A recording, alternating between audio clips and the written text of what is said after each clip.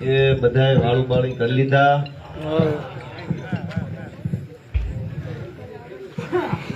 બધાય પહેલા આપણે આ બેનું સુધી અવાજ પહોંચે છે બરાબર?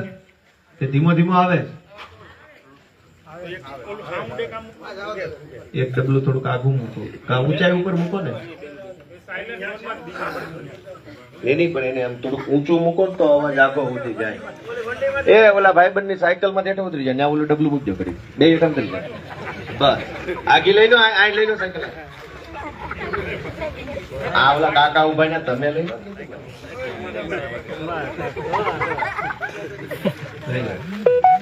બસ બસ પછી આ ટાવર મૂકી દે. અરે બસ બસ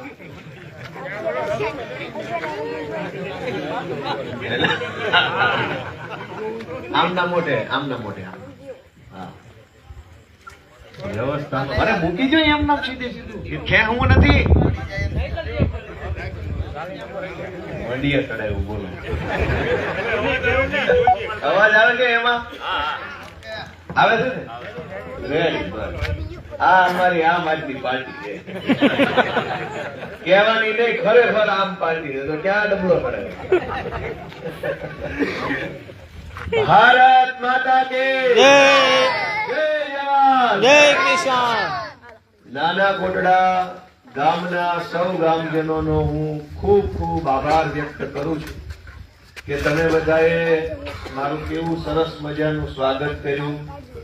બેનોએ હામૈયા લીધા, દીકરીઓએ ઢોલ વગાડ્યો એટલો બધો, ટ્રેક્ટર ઉપર બેહાડ્યો. આટલું સરસ માન સન્માન આપવા બદલ, આટલા આશીર્વાદ આપવા બદલ હું આખા ગામના બધા આગેવાનો, વડીલો, યુવા દોસ્તો બધાનો બે હાથ જોડીને આભાર વ્યક્ત કરું છું. મિત્રો, હરેશભાઈ આપણા ગામના આગેવાન, અમારા માટે એ બહુ ગર્વની બાબત છે કે આમ આદમી પાર્ટીના નામમાં આમ આદમી પાર્ટી એમ લખ્યું છે, પણ એની અંદર ખરા અર્થમાં માણસો બહુ આમ પરિવારના માણસો છે.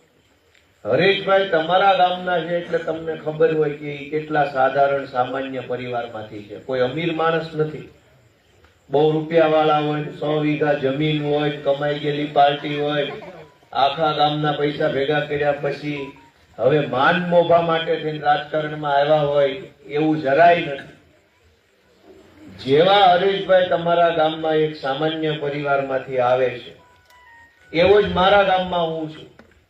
એવા જ ઈશુદાન ગઢવી એના ગામમાં છે, એવો જ પ્રવીણ રામ એના ગામમાં છે, અને એવા જ રાજુભાઈ કરપડા એના ગામમાં.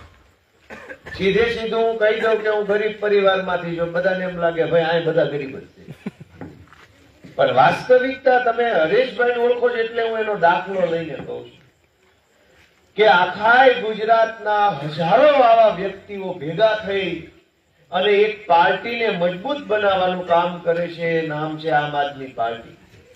હા, અમે બધા મુકામ આવ્યા. તમે વિચાર કરો કે એક બાજુ ભાજપ પાર્ટી છે અને એક બાજુ કોંગ્રેસ પાર્ટી છે. ભાજપ પાર્ટી છે એ ગુંડાઓ, બળાત્કારીઓ, તોડબાજો, બુટલેગરો, હલકા ધંધા કરવા વાળા જે કાંઈ પણ માથા ભારે માણસો છે એની પાર્ટી ભાજપ છે. જેને જેને 2 નંબરના ધંધા કરવા હોય, હલકા કામ કરવા હોય, સમાજને ખોતરીને ખાઈ જવા હોય, કટકી કરી જાવી હોય, એ બધા ભાજપના પટ્ટા પહેરી પહેરીને આટા મારે છે. અને જે હગાવાલાની પાર્ટી, મામા, બાપા, કાકા, ભત્રીજા બધા એમાં જ હોય, એ કોંગ્રેસ પાર્ટી. તમે વિચાર કરો કે પૈસા વાળા માથા ભારે માણસોની એક પાર્ટી છે. બાપ દાદા, કાકા, મામા, ફઈ ફુવા બધા નેતા હોય, એના વારસામાં બીજા નેતા પેદા થાય, એની પાર્ટી કોંગ્રેસ છે. પણ હરેશભાઈ જેવા કે મારી જેવા કે ઈશુદાનભાઈ જેવા સામાન્ય પરિવારમાં જન્મેલા, નાના ગામડામાં જન્મેલા લોકોને રાજકારણમાં જવું હોય, લોકો માટે કંઈક કરવું હોય તો એની પાર્ટી કઈ? આપણે તો માથા ભારે નથી, આપણા ખિસ્સામાં પૈસા નથી, આપણે તો બાપ દાદા કઈ રાજકારણમાં નથી, તો શું આપણો રાજકારણમાં આવવાનો હક નથી? આપણો હક છે, પણ ઈ હક કોણ આપશે? એનો જવાબ દેશની જનતાએ આપ્યો કે ઈ હક વાટાને આમ આદમી પાર્ટી આપશે દોસ્તો. અને એટલે અનેક એવા નાના નાના ઘરના વ્યક્તિઓએ ભેગા મળીને આ પાર્ટીને આગળ લઈ આવવાની કોશિશ કરે છે. શું કામ?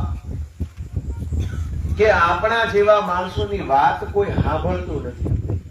આપણે રહ્યા ગામડાના માણસો, સીધા માણસો, ભોળા માણસો, સહન કરી લેવાની આપણી દાનત હોય, આપણી ભાવના હોય કે નાનું મોટું હોય તો જાતું કરીએ.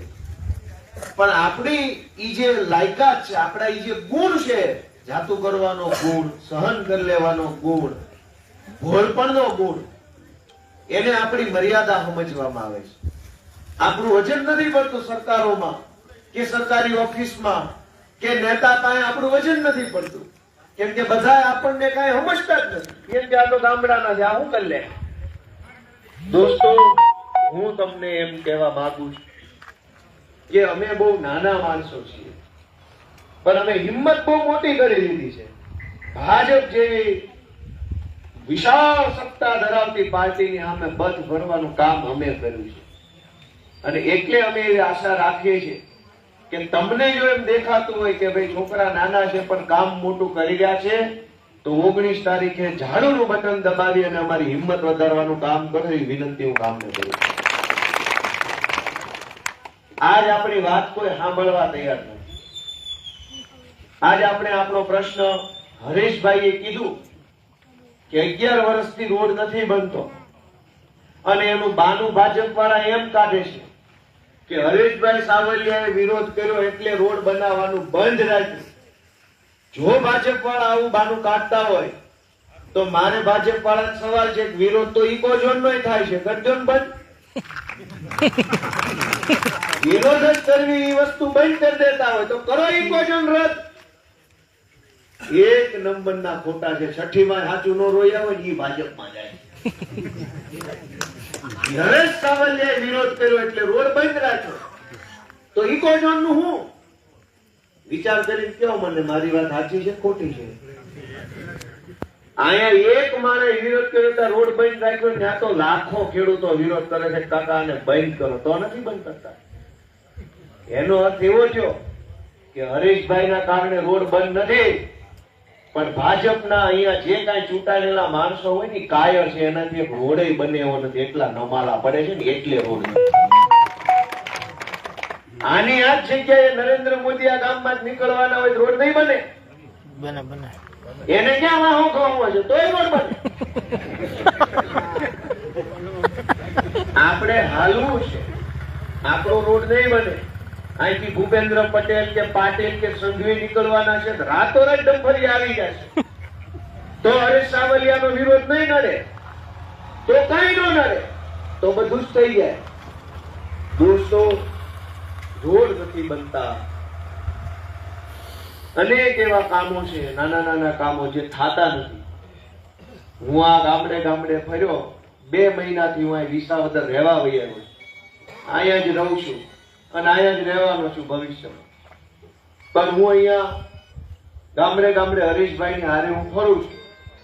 અનેક ગામડામાં મેં જઈને વેદનાની ડાયરી બનાવી, એમાં મેં ગામજનોના જે કઈ પ્રશ્નો હતા એ લખ્યા.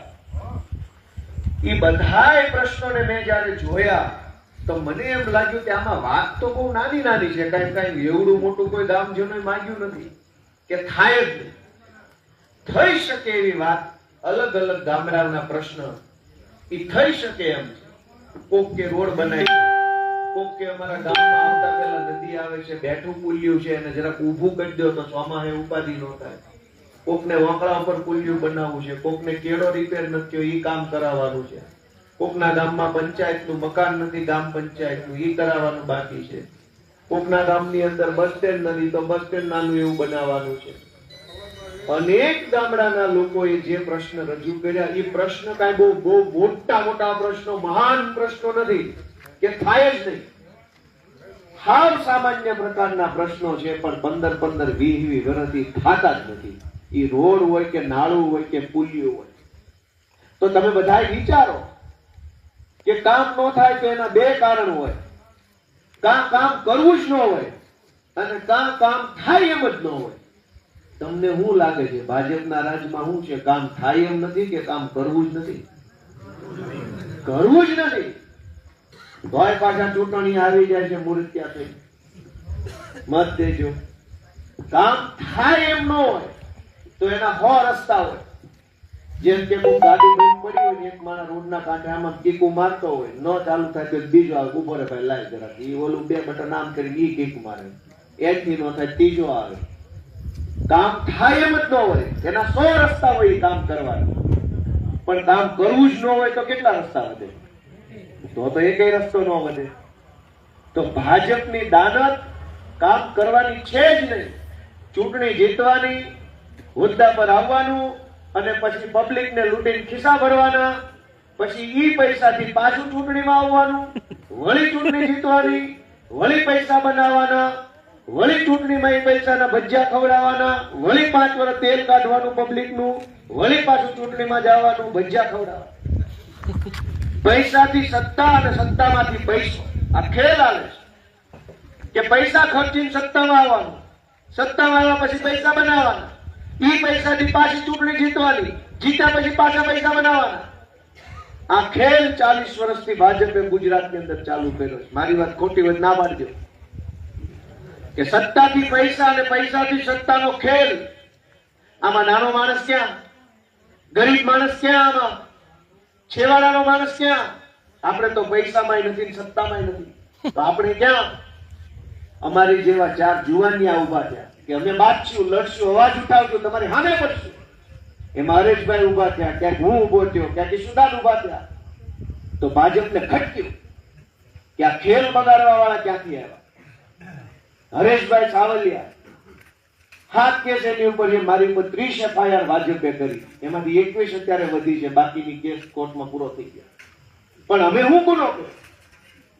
મેં તો ગુજરાતમાં કઈ દારૂ નથી વેચ્યો, મેં ડ્રગ્સ નથી વેચ્યું, હું નાળા નથી ખાઈ ગયો, હું રોડ નથી ખાઈ ગયો, કે મેં કોઈના રૂપિયા નથી પડાવી લીધા, મેં તોય ખરાબ કામ નથી કર્યું, છતાંય મારા ઉપર 30 FIR કરી. હું કામ? કે ભાજપનો જે સત્તાથી પૈસા અને પૈસાથી સત્તાનો ખેલ હતો એની અમે વિરોધમાં પડ્યા છીએ. અમે એ ખેલને રોકવા માટે લડીએ છીએ. એટલે ભાજપને ખટકે છે કે ક્યાંથી આવ્યા? કોંગ્રેસ આરે એને સારું વોટ વાગ્યું, નાતરું થઈ ગયેલું છે. હા, અમે નવા આવ્યા. દોસ્તો, હું તમને વિનંતી કરવા માટે આવ્યો છું કે અમને એક તક આપો. આ વિસાવદર, ભેસાણ અને જુનાગઢ ગ્રામ્ય મત વિસ્તારની પેટા ચૂંટણીમાં માત્ર 1.5 વર્ષ જેટલો સમય બાકી રહ્યો છે. 1 વર્ષ ભૂપતભાઈ ભાયાણીએ વેડફી નાખી શરૂઆત 2022 પછી. બીજા 2 વર્ષ ભાજપે વેડફી નાખ્યા, ચૂંટણી ન થવા દીધી આ પંથકમાં 2 વર્ષ સુધી. રોકી રાખી, ગમે તેમ કરીને દાદાગીરી, ગુંડાગીરી કરી. આ વિધાનસભાના 3 વર્ષ ભાજપે વેડફી નાખ્યા, બરબાદ કરી નાખ્યા. 1 વર્ષ ભૂપતભાઈએ, 2 વર્ષ ભાજપે.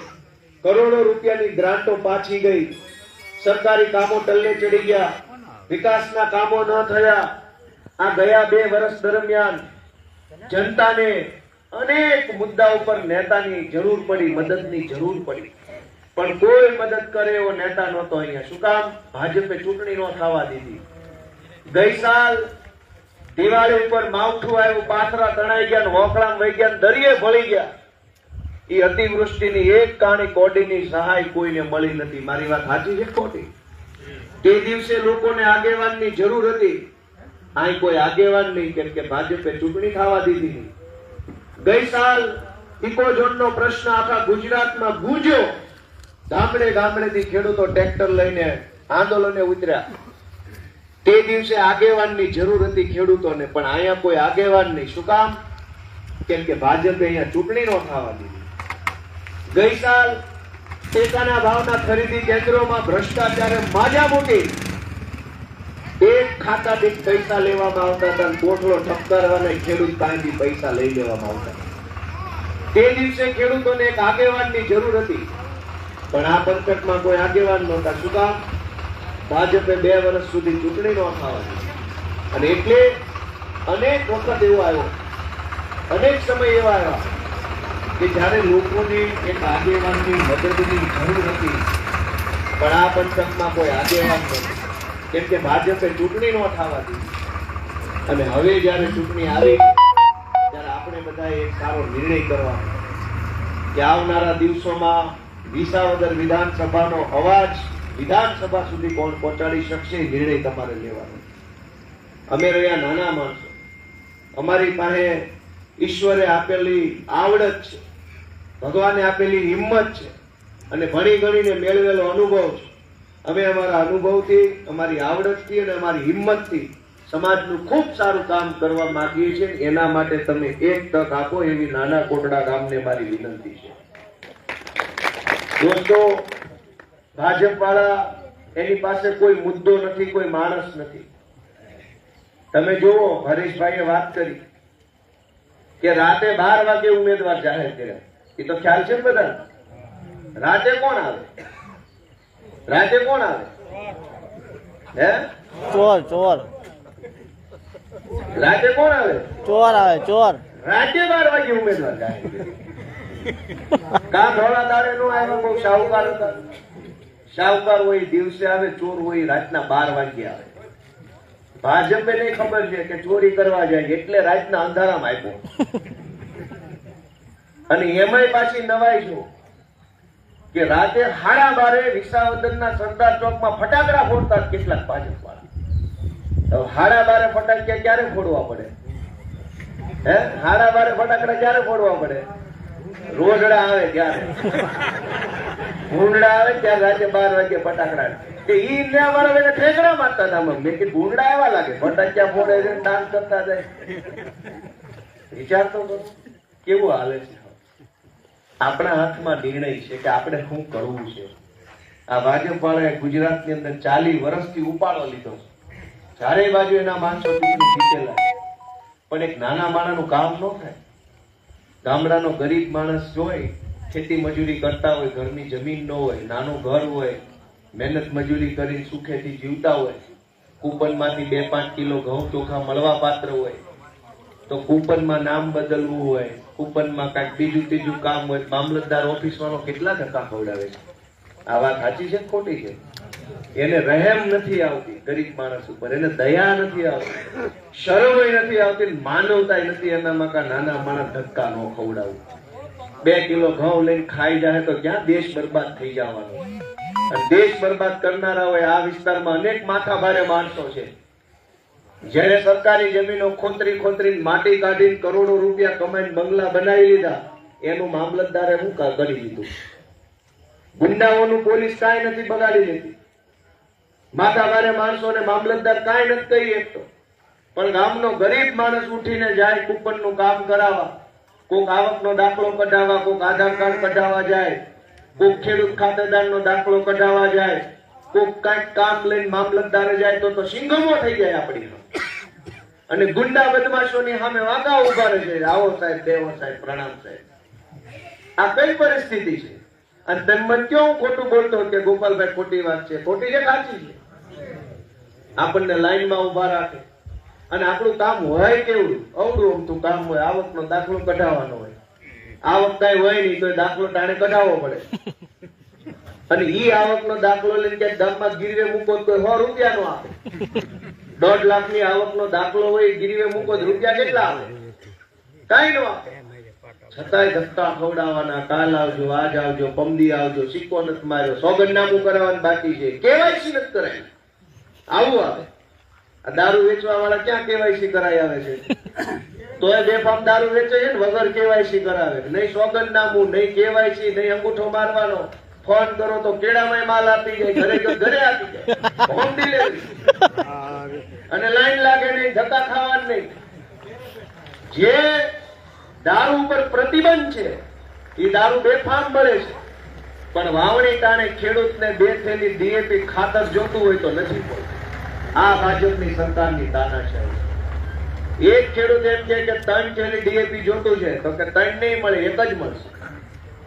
હવે આ શું હાલત છે?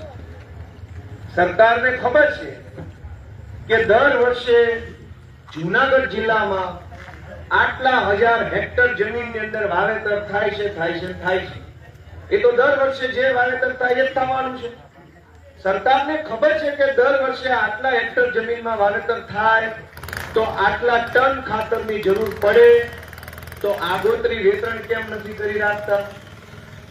ગેસનો બાટલો આપણે લખાવીને અઠવાડિયે ઘરે આવી જાય એમ ખાતરની થેલી કેમ ઓનલાઈન ન લખાઈ કે ઉનાળામાં ખાતર લખાઈ દેવાનું, જેને જેટલું જોતું એટલું લખાઈ દે, ઓનલાઈન એન્ટ્રી પાડી દેવાની, 7-12 નંબર આધાર કાર્ડ નાખીને 4 થેલી ખાતર હરેશભાઈ સાવલિયા, પછી ઘરે જઈને હોઈ જવાનું, 100 માં હું થાય તેથી 4 થેલી લઈ લેવાની. આ વેતરણ ન થઈ શકે સરકારમાં? થઈ શકે કે ન થઈ શકે?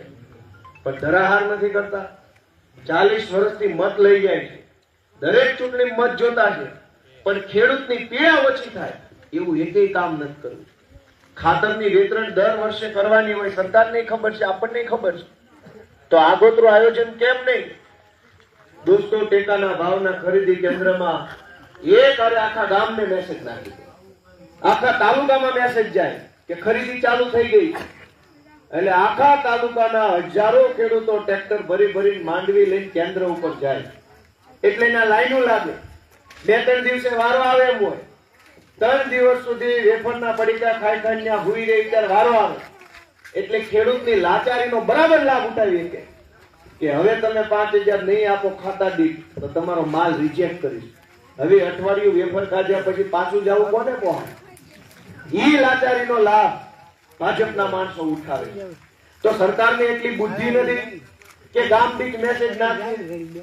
નાના કોટડા જેવું મોટું ગામ હોય તો એક દિનો એક મેસેજ, ખાલી કોટડામાં જ મેસેજ આવવો જોઈએ. નાના ગામ હોય તો 4 ગામ વચ્ચે એક મેસેજ નાખો, રોજનો એક મેસેજ નાખવાનો, 3 દી અગાઉ મેસેજ નાખવાનો, નાના કોટડાનો વારો 5 તારીખે છે. નાના ગામ હોય તો 4 ગામ વચ્ચે મેસેજ નાખો, તો કોઈએ વેફરના પડીકા અઠવાડિયું ખાવા પડે? પણ આવી વેતરણ નથી કરતા. શું કામ? કે આવી વેતરણ કરે તો તમારી પાસેથી ખાતા દીઠ 5-5 હજાર લેવા કેવી રીતે? અને ઈ જે પૈસા ખાતા દીઠ 5-5 હજાર કોથળો ઠપકારવાના પૈસા, ઈ જે પૈસા ભાજપ વાળાએ પડાવ્યા છે, ઈ જ પૈસાથી આ ચૂંટણી લડવા આવે છે. તમે જુઓ કે આપણે જયારે ગઈ સાલ એવું થયું કે ચણાના પાકનું રજીસ્ટ્રેશન કરાવ્યું બધાએ, પછી સરકારમાંથી મેસેજ આવ્યો કે ભાઈ અમારા ઉપર સેટેલાઇટ માંથી જોયું તો એના ઢેફા દેખાય છે, ચણા બીણા કઈ છે નહીં. હવે કાકા કાળા ઉનાળે તું કેમેરો લઈને આવી તો ત્યાં હોય એવું ઢેફા છે, તારે વાવણી દાણે આવવું જોઈએ, ચણા છે શું આવ્યું છે, ગાંજો આવ્યો. કાળા ઉનાળે આવ્યો કે સેટેલાઇટ ના કેમેરામાં ચણા દેખાતા નથી, માટે તમારું રજીસ્ટ્રેશન કેન્સલ. આવું થયું તો નતું થયું? તો તમારા સેટેલાઇટ કેમેરામાં માવઠું નો દેખાણું, તલ પલ્લી ગઈ નો દેખાણું, ઢેફા દેખાય છે પણ તલ પલ્લેલા નથી દેખાતા. કેવા કેમેરા લગાવ્યા ઉપર? આ બધું હું કામ થાય છે? એક મુદ્દા ઉપર અન્યાય હું કામ થાય છે ખબર છે તમને? કોઈ બોલવા વાળું માણસ નથી ને એટલે આ બધા રેઢા રાજ છે, મન ભાવે એવું ઓલું કરે છે, પબ્લિક ને લૂંટે છે. ભાજપ વાળાને કોઈ કહેવા વાળું નથી. વિધાનસભાની અંદર ભાજપના 160 ધારાસભ્યો છે.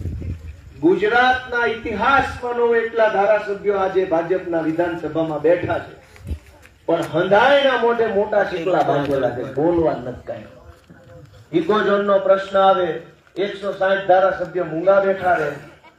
નવી જમીન માપણીનો પ્રશ્ન આવે, 160 ધારાસભ્ય મૂંગા બેઠા હોય.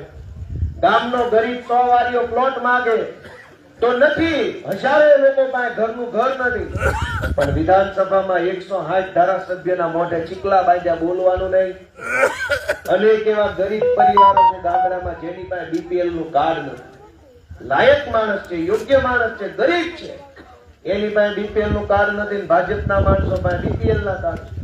તો વિધાનસભામાં 160 ધારાસભ્યના મોઢે ચીકલા બાંધ્યા, એક શબ્દ બોલતા નથી.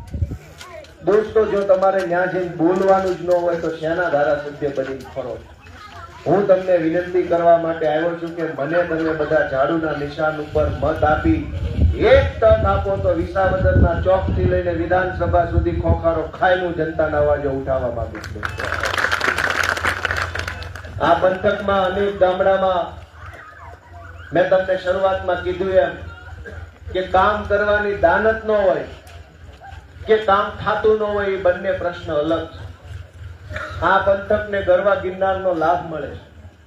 ગિરનાર ઉપરથી કેટલું પાણી દળીને વયું જાય છે, અલગ અલગ નદીઓમાં, વોકળામાં, નેરામાં થઈને વયું જાય છે. 40 વર્ષથી ભાજપની સરકાર છે. અનેક ગામડા, પીંડાખાઈમાં, ઉમરાળીમાં, અનેક જગ્યાએ ભગવાને એવી ધાર બનાવી છે. થોડોક આમ ડેમ જેટલો બાંધી દે ને તો ગામ લીલુંછમ થઈ જાય એમ છે. બધાએ વરણ છે સુખ શાંતિથી ખેતી કરીને જીવી શકે એમ છે. પણ 40 વર્ષે ભાજપથી એક ડેમ નથી બનતો. શું કામ નથી બનતો? કે કામ કરવાની દાન જ નથી. કેશુબાપા પટેલ જયારે હયાત હતા ત્યારે એ બે વાત ઉપર બહુ ભાર આપતા હતા. પહેલી વાત એવી કહેતા હતા કે વરસાદનું પાણી રોકો. એ કેશુબાપાનો વિચાર હતો કે પાણી જવા નથી દેવાનું, જેટલું પાણી ભગવાન આપણને મોકલે છે એને રોકી લેવાનું છે. ચેક ડેમ બનાવીને, તળાવ બનાવીને, ડેમ બનાવીને. આજની પરિસ્થિતિ શું છે? અનેક ગામડાના ખેડૂતોને સિંચાઈનું પાણી નથી મળતું. યોજનાઓ કેટલી બને કાગળ ઉપર. કલ્પસર યોજના ભાવનગરમાં હતી. દરિયાની અંદર ડેમ બનાવવાની, બાંધ બનાવવાની વાત હતી અને ખંભાતના અખાતમાંથી મીઠું પાણી આખા કાઠિયાવાડને આપવાની વાત હતી. કેશુબાપા જયારે પહેલી વાર મુખ્યમંત્રી બન્યા ત્યારે આ યોજના આવી હતી, કલ્પસર યોજના.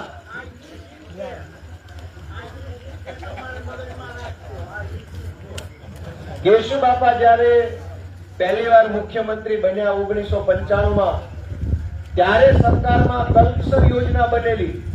કલ્પસર યોજનાનું લક્ષ્ય એવું હતું કે આખા કાઠિયાવાડને સિંચાઈનું પાણી જોઈએ એટલું મળી રહે. આજ ની વાતને કેટલા વર્ષ થયા? એક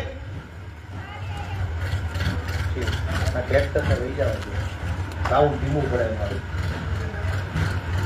એનો અવાજ વધી જાય પાછો.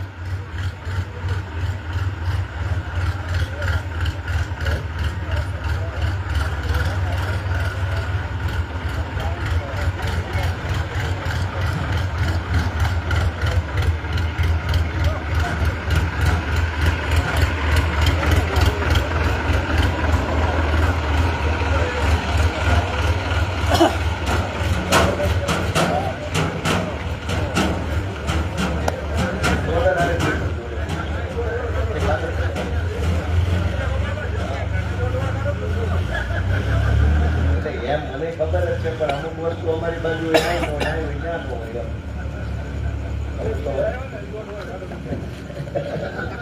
તો હું તમને એમ કહેતો હતો કે કેશુબાપા જયારે પહેલી વાર મુખ્યમંત્રી બન્યા ત્યારે કલ્પસર યોજના બની. કલ્પસર યોજનાનું લક્ષ્ય એવું હતું કે આખા કાઠિયાવાડની તમામ જમીનો લીલીછમ બની જાય એટલું પાણી આવશે. એના નરેન્દ્ર મોદીના હાથે નાળિયેર નાખ્યા ભાવનગરના દરિયા કાંઠે. એ નાળિયેર ઉગ્યા, નાળિયેરી થઈ ગઈ, એમાં નાળિયેર આવ્યા. યોજના પૂરી નહોતી. વિચાર કરો, કોને ફરિયાદ કરવાની? સુજલામ સુફલામ યોજના બની કે પાણીનો સંગ્રહ થાય અને ખેતરોમાં પાણી જેટલું જોઈએ એટલું મળી રહે. કરોડો રૂપિયાની માટી ભાજપના માણસો કાઢી ગયા અને કેટલાય કરોડો રૂપિયાના ભ્રષ્ટાચાર ભાજપના માણસોએ સુજલામ સુફલામ યોજનામાં કરી નાખ્યા. પણ ખેડૂતના ખેતરે એક ટીપું પાણી ન આવ્યું. પછી બોરીબંધ યોજના આવી નરેન્દ્ર મોદી વખતે. બોરીબંધ મૂક્યા, કરોડો રૂપિયા ખાઈ ગયા, બોરીબંધ બન્યા, એક ટીપું પાણી ખેડૂતના ખેતરે ન આવ્યું. બાકી રહી ગયું તો સૌની યોજના આવી, નામ સૌની પણ લઈ જાય ભાજપની. કોઈ ટીપું પાણી નું આવ્યું. કેટલાક ગામડામાં આવ્યું પણ મોટા ભાગના ગામડામાં હજુ પાણી પહોંચ્યું નથી. યોજનાઓ 100 યોજના બને, ફલાણી યોજના, આ યોજના, તે યોજના. કરોડો રૂપિયા ફળવાઈ જાય, કરોડો રૂપિયા ખવાઈ જાય પણ ટીપું પાણી નથી આવતું. શું કામ? કે કામ કરવાની ભાજપમાં દાન જ નથી. મેં તમને કીધું કે આ ગિરનાર ઉપરથી કેટલું પાણી વયું જાય છે. અનેક ગામડાના લોકોએ મને કીધું, ગામે ગામ ગયો, કોઈ એન્જિનિયરને પૂછવાની જરૂર નથી. ગામને જ ખબર છે ક્યાં ડેમ બનાવો એટલે ગામ લીલુંછમ થઈ જાય. દરેક ગામમાં પોતપોતાના ગામની પરિસ્થિતિ લોકોને ખબર છે કે અમારી ફલાણી ધાર ઉપર એક આમ બનાવી નાખો ને એટલે 10 ગામ લીલાછમ થઈ જાય એમ છે. પણ કોણ બનાવે? સરકાર 40 વર્ષથી ભાજપની છે. ડેમના કામમાં તો કઈ હરેશભાઈ વિરોધ નથી કર્યો, નથી બનાવતા. રોડમાં બાનું છે, ડેમમાં શું બાનું છે, ચેક ડેમમાં શું બાનું છે? પણ કામ જેને કર્યા નથી એનાથી કામ ક્યારેય થવાના નથી. અનેક બાબતો કહેવા જેવી છે મિત્રો, પણ બધું કહેવા બેસે તો પાર નથી આવે. એટલે હું તમને ટૂંકી વિનંતી કરવા માટે આવ્યો છું કે આ ચૂંટણીમાં મને એક તક આપો. હું યુવાન માણસ છું, વકીલ છું હાલમાં, મેં સરકારી નોકરી કરી. હું 2012 પોલીસ ખાતામાં રાઇટર હતો.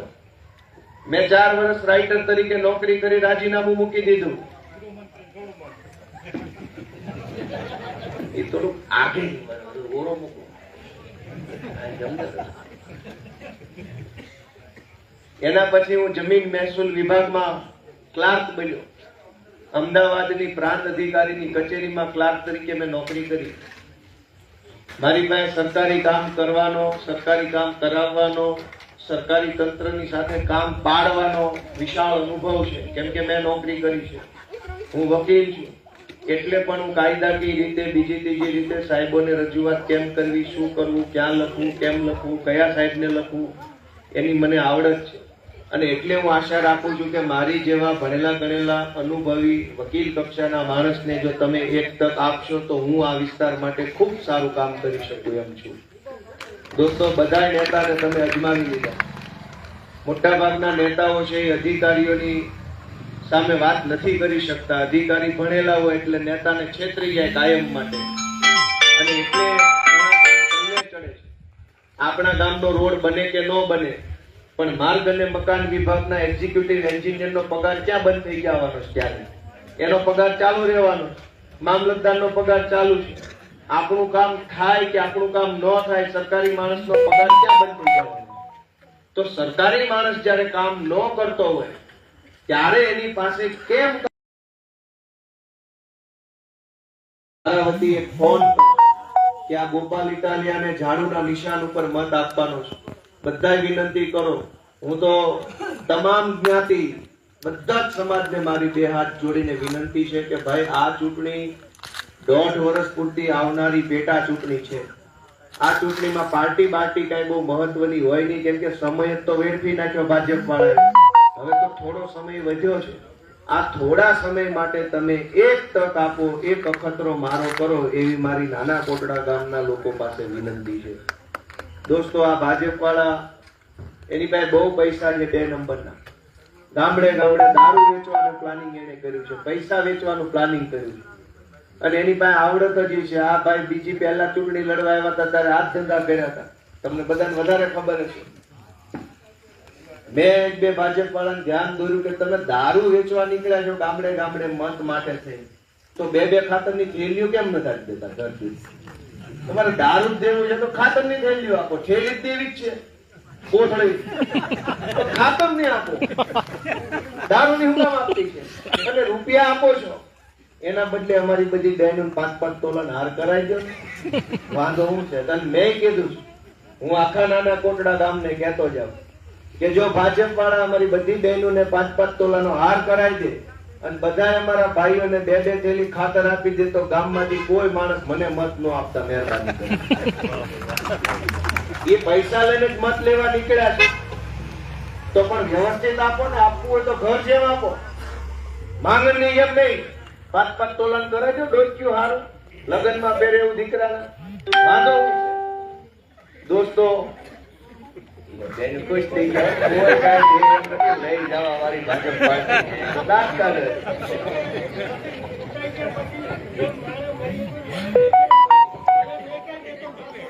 એ મેળું માંગવાનું.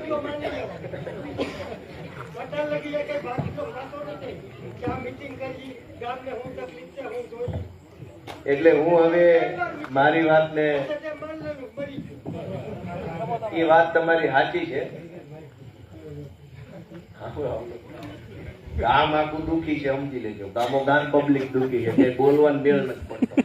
ભાજપ વાળા બોલવા એમ છે નહીં, કોંગ્રેસ વાળા કઈ કહેવા જેવું નથી. એટલે અમારી સભામાં કહેવાનું ને પછી, કેમ કે અને એ અમારા માટે એક ગર્વની બાબત છે કે આશા અમારી પાસે છે અને અહીંયા માણસ બોલી શકશે એવો એને ભરોસો છે કે ગોપાલભાઈની સભામાં બોલશું તો પણ સાંભળશે. એ ભરોસો છે અને સાંભળ્યા પછી કઈક કરશે એ આશા છે. અને એટલે હું તમારી પાસે આશા લઈને આવ્યો છું કે આ ચૂંટણીમાં મને એક તક આપો. દોસ્તો, એક છેલ્લી અને મહત્વની વાત એ છે કે 19 તારીખે મતદાનનો દિવસ છે. એટલે ચોમાસું ચાલુ થઈ ગયું છે. આપણા ગુજરાતની પરિસ્થિતિ પ્રમાણે, આબોહવા પ્રમાણે 15 તારીખથી આપણે ચોમાસું માની લેતા હોઈએ. 19 તારીખ એટલે બરાબર વાવણીનો ટાઈમ ગણાય. તો બે સંભાવનાઓ છે. એક તો 19 તારીખે ધોધમાર વરસાદ પડતો હોય તો એવું બને કે અનેક લોકો મત આપવા ન જાય, કે કોણ જાય વરસાદનો બહાર, ગયડા માણસો હોય, બીમાર માણસો હોય, ઓછું હાલી શકતા હોય, અથવા કોઈ વડીલ મુરબ્બી હોય, તો એવું બને કે મત આપવા ન જાય, કે ભાઈ હવે ત્યાં પલળતા પલળતા ક્યાં મત આપવા જવું. તો એવું બને કે 19 તારીખે વરાપ નીકળી હોય, અગાઉ વરસાદ આવી જાય અને ખેતરમાં કામ ઉઘડે, તો અનેક ખેડૂતો એવું વિચારે કે ભાઈ હું એક મત નહીં આપું ત્યાં ક્યાં ફરક પડવાનો, હાલો વાડીએ, એમ માનીને 100 જણા વાડીએ વયા જાય અને ગામો ગામ 100 વાડીએ વયા જાય, તો આખું પરિણામ બદલાઈ જાય.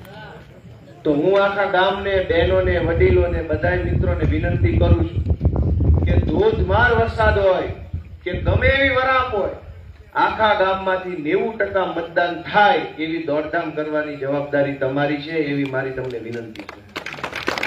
કેમ કે મતદાન ઓછું થશે તો પરિણામ ઉલટસુલટ થઈ જવાની સંભાવના છે, પણ પૂરા આખા ગામ મત આપશે તો તમે જે ધાર્યું છે ને એ જ માણસ જીતીને આવશે દોસ્તો. એટલે મતદાનમાં કોઈ આળસ ન કરે, વરસાદ કે વરાપના કારણે કોઈ માણસ મત આપ્યા વગર બાકી ન રહી જાય, એની ખાસ તમે બધા કાળજી લેજો. ફરી એક વખત હું ઓલી વાત થઈ કઈ કહ્યું, ઓલી પીએફ વાળી એ આપણા ગામની છે ને, એમાં એમ હા. પહેલી વાત તો એવી છે કે કિરીટ પટેલે ચૂંટણીમાં જે એફિડેવિટ જાહેર કર્યું, એ એફિડેવિટ ની ઉપર સિક્કા લાગેલા મેં આજે જોયું. 30 તારીખે એફિડેવિટ બન્યું છે, એટલે કે 29 તારીખે કિરીટ પટેલને ખબર હતી કે એ ચૂંટણીમાં ઉમેદવાર બનવાના છે. તમે ઓનલાઈન બધા લોકો ઇલેક્શન કમિશનની વેબસાઇટ ઉપર આને જોઈ શકશો. કિરીટ પટેલે ચૂંટણીનું જે ફોર્મ બનાવ્યું છે એની ઉપર 30 તારીખના સિક્કા પાને પાને લાગ્યા છે. 15 પાના છે, બધા પાના ઉપર 30 તારીખનો સિક્કો છે. એની ઉમેદવારી જાહેર થઈ 1 તારીખે રાત્રે. એને ખબર હતી 3 દી પહેલા કે હું ઉમેદવાર બનવાનો, એટલે એને કારહો કર્યો, ષડયંત્ર કર્યું, ખોટા કાગળ બનાવ્યા, લોકોની આંખમાં ધૂળ નાખવાનો ધંધો કર્યો. શું કામ? કે ટિકિટ તો પાકી હતી. ટિકિટ પાકી હતી એવી શું કામ ખબર પડી? કે એફિડેવિટ 30 તારીખે બની ગયું. 30 એફિડેવિટ શું કામ બન્યું? 29 ખબર પડી ગઈ કે તું ઉમેદવાર બનવાનો છો, તો સવારે એફિડેવિટ બનાવી લીધું. તો એને એ જ દિવસોમાં એક નકલી લેટર બહાર પાડ્યો કે ભાઈ પીએફ ની જમીન જે છે એ જંગલમાંથી છૂટી કરીને રેવન્યુ કરી દેવામાં આવે છે. તમે બધા જોશો તો એ કાગળિયામાં ક્યાંય તારીખ નથી લખી. ક્યાંય તારીખ લખી છે કે કાગળિયું કઈ તારીખે પ્રિન્ટ થયું? કોઈ જોયું છે કાગળ? કોઈ જોયું છે કે નહીં? કોઈ જોયું નથી. તમે કે બધા સાંભળવા આવે છે ક્યાં? પણ આમાંથી સાંભળવા આવે ક્યાં છે? એ કાગળમાં એ કાગળિયું કઈ તારીખે પ્રિન્ટ થયું એની કોઈ તારીખ નથી. એનો મતલબ એમ કે આ હંબક વાત છે, છેતરપિંડીનો ધંધો છે. એ કાગળ જુનાગઢ જિલ્લા સહકારી બેંકના ચેરમેન કિરીટ પટેલના નામથી બહાર પાડ્યું, પણ એમાં કિરીટ પટેલની સહી તો ક્યાંય નથી. એની સહી જોઈ હોય તો ઓનલાઈન એને એફિડેવિટ જે મૂક્યું છે ચૂંટણી પંચમાં, એમાં એની અંગ્રેજીમાં સહી છે, આમાં એની સહી નથી. ભાઈ આટલું મોટું ક્રાંતિકારી કામ કર્યું, ખેડૂતો પર આટલો મોટો અહેસાન કર્યો ને સહી ન કરી? તમે આટલા સીધા માણસો છો કે મેં આ કામ કર્યું કહેવાની સહી ન કરી? પણ ક્યાંથી સહી કરે? કાગળિયું જ ખોટું છે, ખેડૂતોને છેતરવા માટેનું કાગળ હતું. એ કાગળમાં એમ લખ્યું છે કે સરકારે મંજૂરી આપી, વન વિભાગના માનનીય મંત્રી આમ કરી નાખ્યું, તેમ કરી નાખ્યું. વન વિભાગ હસ્તક પીએફ ની જમીન આવે.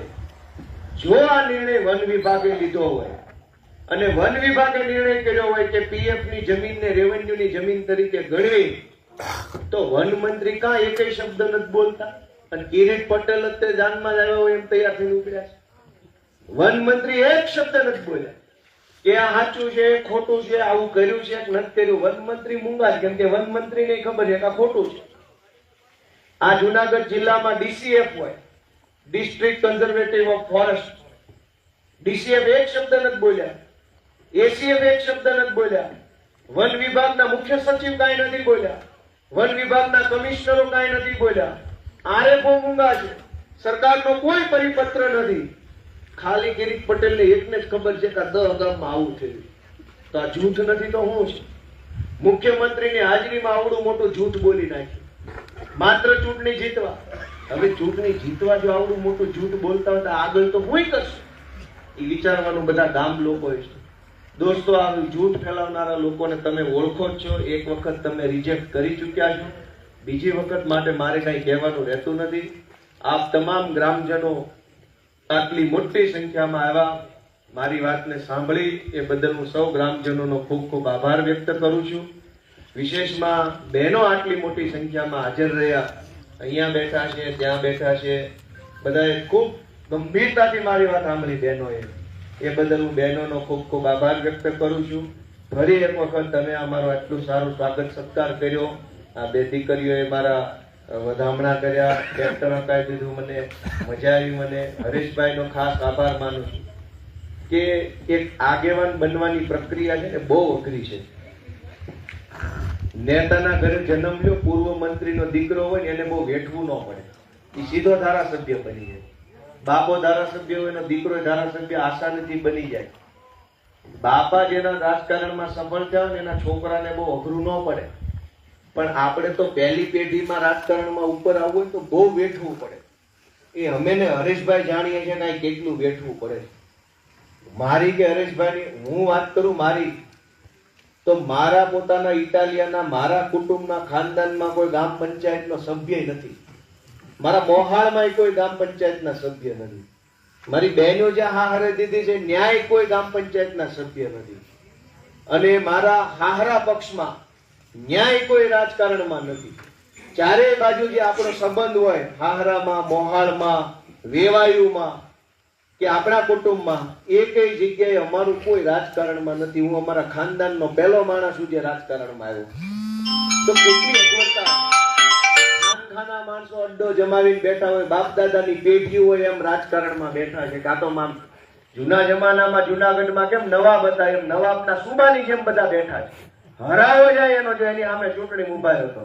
આ ભાજપ વાળાનો હરાવો જાય છે ત્યારે કા ગોપાલ ઇટાલિયો શાનો વિસાવદરમાં આવ્યો? આ ક્યાં એનું છે? તો ઈ ક્યાં તમને ખાતે કરી દીધું? હાથ બારમાં લખાઈને આવે છે ભાજપ ખાતે. પોતપોતાના સુબા હોય, નવાબ હોય એમ ભાગ પાડી લીધા છે. લોકોના ભાગ પાડી લીધા. હવે કોઈ નવો માણસ રાજકારણમાં આવે, લોકોની વાત કરે, લોકોનો અવાજ ઉઠાવે તો એને નથી ગમતું. એને પેટમાં તેલ રેડાય. અમે નાના માણસો છીએ, કેટલી સમસ્યાઓનો સામનો કરીને રાજકારણમાં ટકેલા છીએ. પોલીસ અમને ઉઠાવી જાય, ગુંડા ગાળું દે, છાપાવાળા અમને સપોર્ટ ન આપે, મીડિયાવાળા ઊંધું બતાવે, ગામમાં તે ભાજપના એક બે લફંગા ફરતા હોય એ અમારી વિરુદ્ધમાં જેમ ફાવે બોલતા હોય, પોસ્ટર માર્યો હોય એની ઉપર કાળો સ્પ્રે મારી દે, ધંધા ભાજપના કાળા છે, ફુવારો અમારા ફોટા પર કાળો મારી દે. દોસ્તો, આ બળતરા ખૂબ છે. છતાંય તમે હિંમત નથી હારતા ને. એ વાતને જો તમે દાદ આપવા માંગતા હોય તો હાવણો દબાઈ દીજો. એક નાના ઘરમાંથી રાજકારણનું મોટું પગથિયું ચડવું કેવડું અઘરું છે. હું એકવાર ધારાસભ્ય બની જાય પછી મારા છોકરાને જિલ્લા પંચાયતના સભ્ય બનવા બહુ તકલીફ નહીં પડે. પણ પહેલું પગથિયું ચડવું કેવડું અઘરું છે. આ તો રાજકારણનું પગથિયું. ડગલે ડગલે ગુંડાઓ, માથાભારે માણસો, પોલીસો, બુટલેગરો, માફિયાઓ બધાની સામે બાંધવાનું. અને બાંધીને લઈ હું લેવાનું? કાંઈ નહીં. હરેશભાઈ હું કમાઈ ગયા કયો રાજકારણમાં? અબજશ જ્યાં હોય ના મેણા ટોળા. તમે આમાં બોલતા નથી, આ રોડ ખરાબ છે. હરેશભાઈ કેમ અવાજ નથી ઉઠાવતા? જિલ્લા પ્રમુખ છો. ક્યાં એને લાખ રૂપિયાનો પગાર આપે જિલ્લા પ્રમુખ હોય? પણ દોસ્તો, હરેશભાઈને તમે આટલો સપોર્ટ આખું ગામ આપો છો એ બાબત માટે હું તમારા બધાનો આભારી છું. અને હું તો વિનંતી કરતો જાઉં કે ભાઈ હરેશભાઈ ભલે આમ આદમી પાર્ટી છે એટલે નહીં, પણ કોક તો બોલે છે. અવડા મોટા મલકમાં ધારાસભ્યો નથી બોલતા ત્યારે એક નાનો માણસ કંઈક તો હિંમત કરે છે ને. હિંમતને કાયમ દાદ આપતા રહેજો ને, જ્યાં જરૂર પડે ને એની હારે ઉભા રહેજો એવું વિનંતી કરતો જાઉં છું. કોક નાનો માણસ બોલવા માટે આગળ આવે તો બીજું તો આપણે શું કરીએ? કહેવાય છે ને ગોવર્ધન તો ગિરધારી ઉચકે, આપણે તો લાકડી અડાડવાની હોય. આપણે ઉચકવાનો નથી. લડવા વાળો લડાઈ લડે છે. એ હરેશભાઈ સાવલિયા હોય કે ઈશુદાન ગઢવી, ગોપાલ ઇટાલિયા લડે છે. આપણે લડવાનું નથી. પણ એક લાકડી અડાડતા હોય એમ એક ખાવણાનું એક બટન દાબી દઈએ તોય તે આપણે ઘણું સારું કામ જીવનમાં કર્યું ગણાય. દોસ્તો, હું આપ સૌનો ફરી એક વખત ખૂબ ખૂબ આભાર વ્યક્ત કરું છું. મારી કાંઈ ભૂલચૂક હોય તો માફ કરજો. સૌને જય શ્રી કૃષ્ણ, જય કિસાન.